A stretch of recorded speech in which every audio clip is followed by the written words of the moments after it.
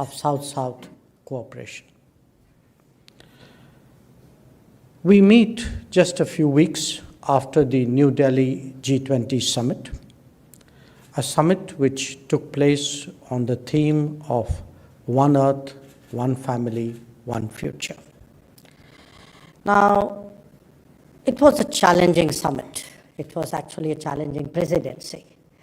And it was challenging because we were confronting a very sharp east-west polarization, as well as a very deep north-south divide. But we were very determined as the presidency of the G20 to make sure that this organization on which the world really had put so much hope, that this was able to get back to its core agenda, and its core agenda was of global growth and development. So it was appropriate that we started our G20 presidency by convening the Voice of the Global South Summit, an exercise which involved 125 nations of the South, of which most of you in some capacity participated. Now, during the course of that exercise and the deliberations which took place through the various ministerial tracks and engagement groups, it was very clear to us that the Global South, in addition to bearing the consequences of structural inequities and historical burdens, was plagued by the impact of mercantilism and economic concentration, was suffering from the devastating consequences of the COVID, and was beset by conflict, tensions, and disputes which have stressed and distorted the international economy. With each passing day, in fact, it has become clearer to us that today geopolitical calculations and geopolitical contests are impacting very basic requirements of many countries, including their affordable access to food, to fertilizers, and to energy. It was therefore for us a particularly onerous responsibility to make sure that in collaboration with all our G20 members, that we were able to refocus the G20 on the urgent, the pressing needs of the Global South. And this was reflected, to my mind, in 8 key outcomes of the New Delhi G20 summit. The action plan for sustainable development goals, the reform of international financial institutions, a green development pact, the high principles for life, the Lifestyle for Environment initiative, an understanding on debt management, a consensus on women-led development, an acceptance of digital public infrastructure, and an agreement to undertake global skills mapping.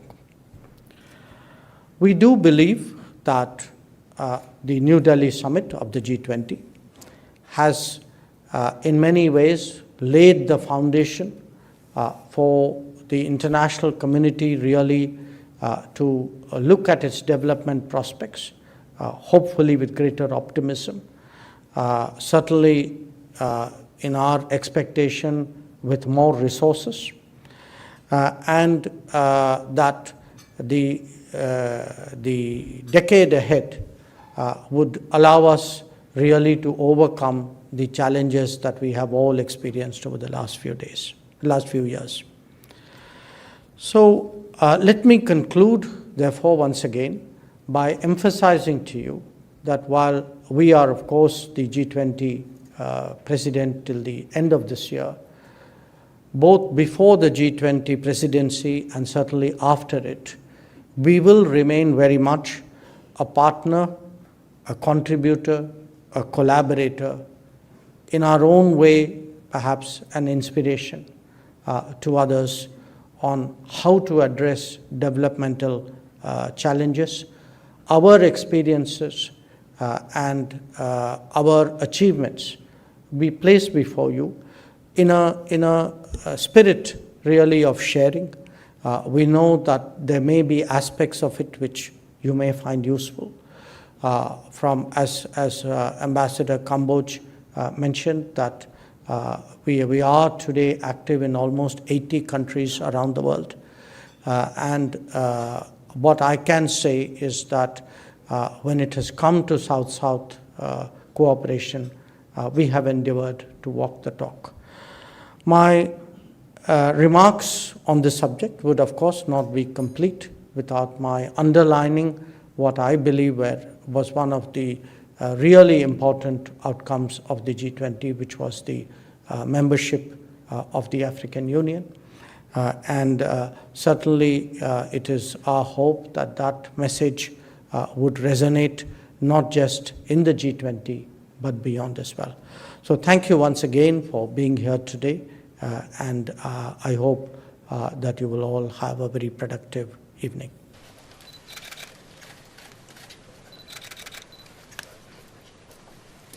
The photo.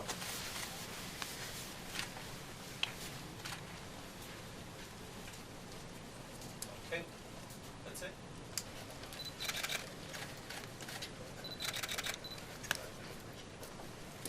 The photo.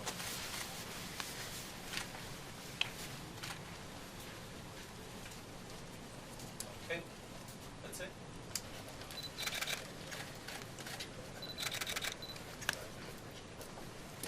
The photo.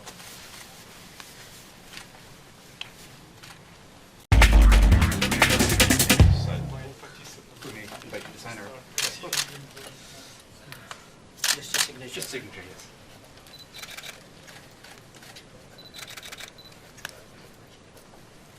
And the photo operator. Just go to the meeting. I would like to have 3 minutes in private. Yes, of course. In my office. That's. Thank you very much.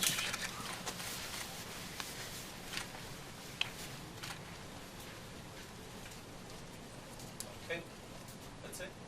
Let me begin by expressing my most sincere appreciation to all of you for joining us this evening.